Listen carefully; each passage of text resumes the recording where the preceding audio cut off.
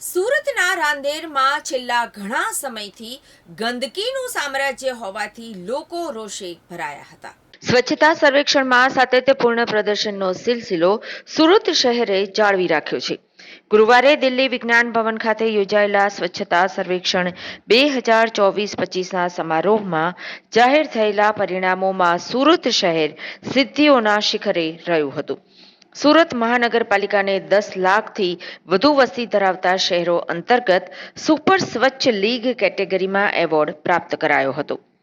રાષ્ટ્રપતિ દ્રૌપદી મુર્મુએ રાજ્યના આરોગ્ય મંત્રી ઋષિકેશ પટેલ, મેયર દક્ષેશ માવાણી, પાલિકા કમિશનર શાલિની અગ્રવાલને એવોર્ડ, પ્રમાણપત્ર અને શિલ્ડ આપી સન્માનિત કર્યા હતા। તો બીજી બાજુ જોઈએ તો સ્વચ્છતાનો એવોર્ડ મળતાની સાથે જ લોકોમાં રોષ જોવા મળ્યો હતો। છેલ્લા ઘણા સમયથી ફરિયાદો કરવા છતાં કોઈ જ નિકાલ કરાયો નથી। સમગ્ર રાંદેરમાં તેમજ ગ્રીન પાર્ક સોસાયટીમાં કચરાના ઢગલા તેમજ કૂતરાઓથી લોકો પરેશાન થઈ ગયા છે। તેની સાથે જ ડોર ટુ ડોર માટે કચરાની ગાડી માટે પણ લોકોએ ફરિયાદ કરી છે અને લોકોના જણાવ્યા પ્રમાણે કૂતરાઓથી પણ તેમના બાળકોના જીવ જોખમમાં છે। એક તરફ સ્વચ્છતા માટે સુરત મહાનગરપાલિકાને એવોર્ડ મળ્યો છે, તો બીજી તરફ સુરતના લોકો ગંદકી બાબતે પરેશાન જોવા મળી રહ્યા છે। તો હવે જોવાનું એ રહ્યું કે આવનારા દિવસોમાં શું આ લોકોની પરેશાનીનું નિરાકરણ આવશે કે નહીં। શેખ મોહમ્મદ સોહેલ છે। રાંદેર વિસ્તારની અંદર આપણે અહીંયા ગ્રીન પાર્ક સોસાયટીની પાસે ઊભા છે। આ જે સમસ્યા છે તમે મારા પાછળ જોઈ શકશો, કચરાનો ઢગલો થયો છે। રાંદેરના દરેક વિસ્તારમાં દરેક નુક્કર પર 100 મીટરના નુક્કર પર તમને કચરાના ઢગલા જોવાશે। આપણે જે જગ્યાએ ઊભા છે અહીંથી 100 મીટરની દૂરી પર રાંદેર વિસ્તારના કોર્પોરેટરનું ઘર છે અને એની 200 મીટરની દૂરી પર સ્ટેન્ડિંગ કમિટી એટલે ચેરમેનનું ઘર છે અને એમના વિસ્તારની અંદર આ સમસ્યા હોય તો તમે વિચારી શકો સુરત શહેરની કેવી સમસ્યા હશે।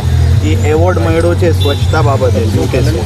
મને લાગે છે કે આ સ્વચ્છતાનો એવોર્ડ આપવામાં પણ કૌભાંડીઓ હશે, કારણ કે સ્વચ્છતા સર્વેક્ષણ પોઈન્ટ સિસ્ટમ ન હોવી જોઈએ। જમીનની સ્તર પર ઉતરીને એનું સર્વેક્ષણ થવું જરૂરી છે, કારણ કે ઠેર ઠેર કચરાના ઢગલા છે, આરોગ્યના જે કામો છે એ થતા નથી। તો આ સર્વેક્ષણ કયા બેઝ પર જોઈએ છે મને સમજાતું નથી, કારણ કે આવો જો બેઝ હોય જે કચરો દેખાય છે એના પર તો મને લાગે છે કે 100 નંબરમાંથી ને 0 નંબર આવવા જોઈએ।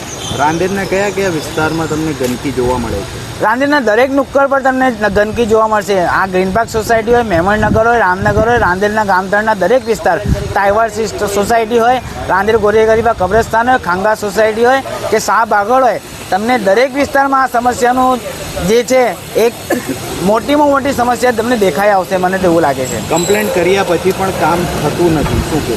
કમ્પ્લેન કર્યા બાદ અધિકારી દ્વારા તમારું કામ થઈ ગયું છે એવું જણાવવામાં આવે છે, પરંતુ એનું કંઈ કામ થતું નથી।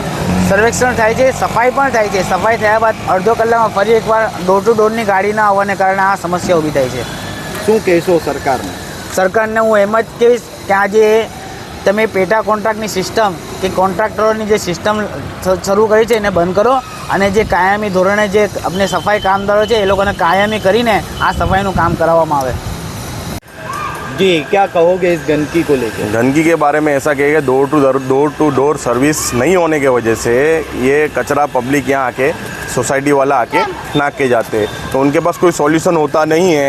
कितनी भी कंप्लेन होने के बाद 1 दिन आने के बाद 8 दिन गाड़ी नहीं आती है, उसके बाद पब्लिक यहाँ आके फेंक के कचरा चली जाती है। अगर डोर टू डोर सर्विस अगर चालू हो जाए डेली के डेली तो ये सॉल्यूशन दूर हो जावे, या फिर यहाँ अपने SMC वाले साहब को अगर यहाँ एक गाड़ी या एक कंटेनर रख देवे तो उसका सॉल्यूशन हो जावे।